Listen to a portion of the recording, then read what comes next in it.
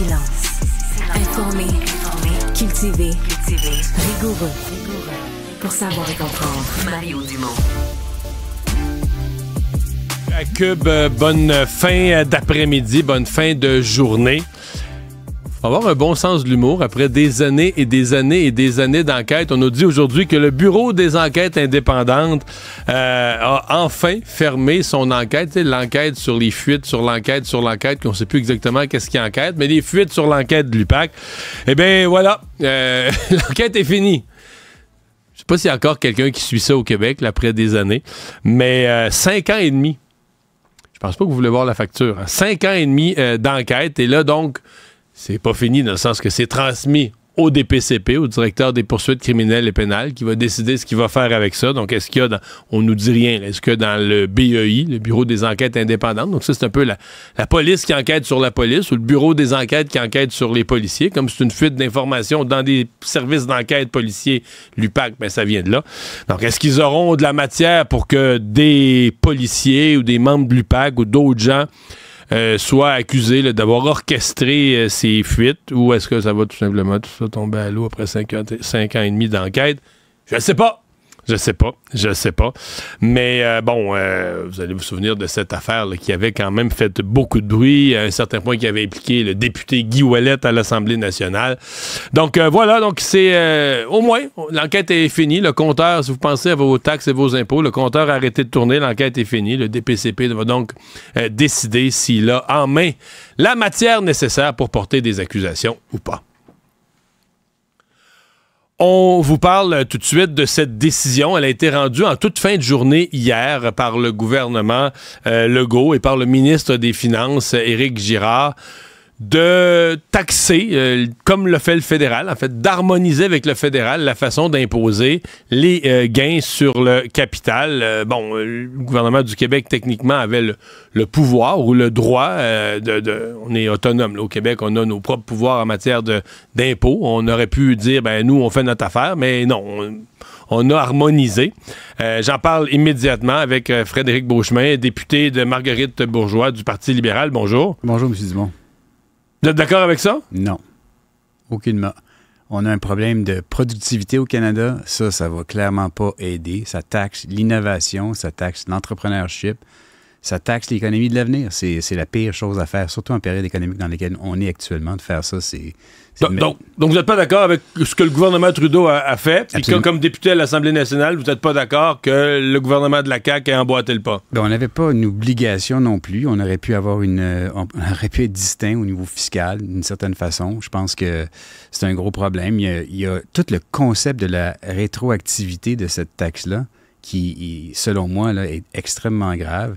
C'est pas comme si quelqu'un décidait aujourd'hui de se lancer dans un modèle d'affaires, puis là, tu le sais aujourd'hui, 2 tiers de tes gains vont être taxés. Non, il y a des gens qui ont acheté un duplex en 1980 quelque chose, puis là, au moment où ils vont, mettons, sont rendus à 72 ans aujourd'hui, ils songent à le vendre. Exact. Oups! Ça change, les règles du jeu changent. Moi, j'ai parlé avec un de mes concitoyens dans ma circonscription qui, lui, a travaillé toute sa vie comme camionneur. À partir de l'âge de 17 ans, là, il a 62 ans, il a économisé toute sa vie. Il avait un 20$ de lousse, il s'achetait un gallon de peinture. Un autre 20$ de lousse, une feuille de J-Pop pour remplacer des trous.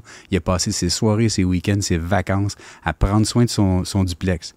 Puis là, lui, quand il a commencé, il savait bien, là, 50% du gain allait être taxable. Là, maintenant, le gouvernement a décidé d'aller finalement piger dans son fonds de retraite qui s'est fait lui-même. Là. Mais l'autre surprise qu'il doit avoir, c'est que cette semaine, si on prend le langage des gouvernements, ce camionneur-là, il fait partie des ultra-riches. S'il a acheté un duplex puis qu'il l'a payé... Quand il y a 30-40 ans passés, là, ça coûtait pas cher un duplex, ça a pris une valeur énorme. Là, tout à coup, lui, il tombe parmi les ultra-riches.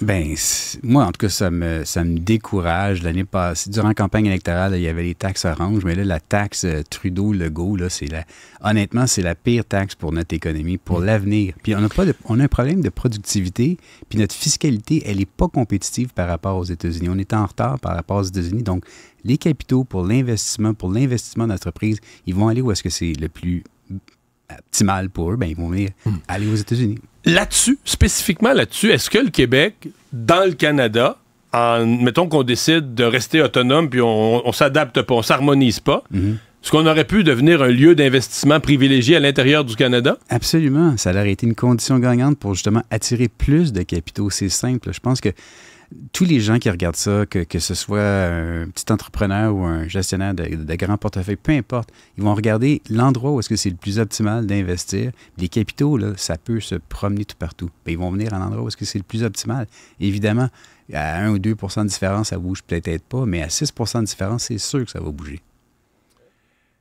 Ça a été vendu, d'abord par le gouvernement Trudeau, là, mais ça a été vendu comme forcer les riches à payer leur juste part. Là. Bon, on a donné l'exemple, par exemple, des PDG qui sont payés avec des blocs d'actions, là, une partie de leur rémunération avec des blocs d'actions.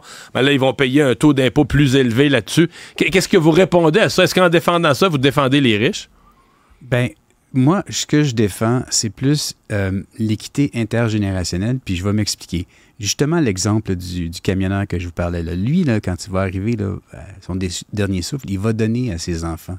Mais là, ses enfants, eux autres, là, ils vont être taxés encore plus sur le gain du coût du duplex. Donc, il n'y a pas d'équité intergénérationnelle à taxer. Une taxe qui est rétroactive comme ça, c'est une taxe sur la richesse, c'est une taxe sur l'accumulation des fonds de retraite des citoyens. Et malheureusement, ce que ça fait, c'est que ça nous rend encore moins compétitifs. Si on veut aller de l'avant puis faire en sorte qu'on soit plus juste pour l'ensemble de la population, il y a peut-être des ajustements à faire ici et là. Ça, je peux le donner. Mais la réalité, c'est que la fiscalité, c'est un élément de compétition pour attirer du capital, puis on en a besoin. On a eu 0 gain de productivité au Québec depuis 2020. Donc, 0 gain de productivité. Il faut absolument qu'on règle ce problème-là. Et pour le régler, il faut mettre tous les éléments dans le bon sens. Avez-vous été surpris que la CAQ, parce que c'est quand même un gouvernement là, qui est arrivé en 2018. On nous a vendu un gouvernement d'entrepreneurs, ouais. Pas très à droite, en tout cas moins que moi, là, mais plus centre-droite, un gouvernement d'entrepreneurs, et surtout pas qui voulait augmenter les impôts. M. Legault a dit plusieurs fois, il n'est jamais question d'augmenter les impôts. Avez-vous été surpris de l'annonce d'hier soir? Bien, totalement. Moi, j'ai l'impression que mardi, quand je vais arriver au Salon Bleu, puis je vais les regarder, là, ils sont de l'autre bord de l'allée, là, pour moi, là. Je vais me poser la question, est-ce que j'ai QS devant moi ou est-ce que j'ai la CAQ? J'en viens pas. Ils dépensent comme des matelots qui sont sous, puis d'autre part, ils commencent à taxer la richesse. Ça ne se peut pas. Là. C'est pas organisé avec le gars des vues. On vous avait fait venir pour ce sujet-là. Le booking était fait avant, mais là, en après-midi, il y a une couple d'heures, le Parti libéral a mis son communiqué sur l'organisation, la date, là, en juin 2025, de la chefferie du Parti libéral. Est-ce que vous serez de cette course? Bien là, pour le moment, je continue à faire mon petit bonhomme de chemin. Je pensais que ça allait être à l'automne. C'est en janvier, ça retarde un petit peu, mais ça, c'est pas bien grave. D'un autre côté, ça va donner plus de temps à faire du Donc, terrain. c'est un peu plus tard que ce que vous vous attendiez. Moi, je m'attendais plus qu'à l'automne. Que la course a eu lieu à l'automne. Exact. Donc, c'est pas... Donc là, la course va être à l'hiver, printemps, pour un vote en juin. Là. C'est loin, hein? Exactement. Fait que moi, je continue à faire ma réflexion. Je continue à rencontrer des citoyens, puis... quand ça serait plus optimal. Là, c'est moins pressant d'annoncer ou de faire n'importe quoi, étant donné que ça retarde jusqu'en janvier. Donc, je vais continuer à faire mon exercice. Est-ce que c'est... Je vous entends dire c'est très tard. Moi, j'ose poser la question, est-ce que c'est trop tard? Puis ma question est plus pour laisser au chef le temps. Parce que là, en gros, ça va laisser une année au chef pour se préparer pour l'élection. Il va être choisi juin 2025. Puis l'été d'après, été 2026, là, on est en campagne électorale. Un an pour se préparer étant se faire connaître, son programme, son équipe, c'est pas beaucoup, hein? C'est un peu moins de temps que je pensais que ça allait être, ça c'est certain. Mais d'un autre côté, il va y avoir une attention médiatique un peu plus élevée que normal. Puis on va avoir un débat d'idées, ce qui va être positif. Ce qu'on veut avoir, nous autres, c'est une multitude de candidatures pour faire en sorte que, justement, toutes ces idées-là, le gros brassage d'idées se fasse en espérant qu'évidemment, ça va connecter avec l'électorat. Puis à partir de ce moment-là, l'attention médiatique va être plus importante pour nous. On pourra faire du terrain. On verra à ce moment-là. Puis je pense que je suis pas mal confiant. Vous pensez pas que Denis Coderre, parce que lui, il est sur le terrain, là, on le voit, on voit ses communiqués, il est en région, l'autre jour, il était en Abitibi, dans le bas du fleuve, il est tout partout. Vous n'avez pas l'impression qu'il prend une avance là, auprès des militants, qu'il prend une avance qui pourrait devenir insurmontable? Ça m'inquiète pas. Honnêtement, M. Coderre fait une job pour lui-même, puis c'est tant mieux pour lui, puis je pense que ça brasse les idées, puis ça aide à faire réactiver, si on veut, l'intérêt pour le Parti libéral. Donc, en tant que tel, ça, c'est positif.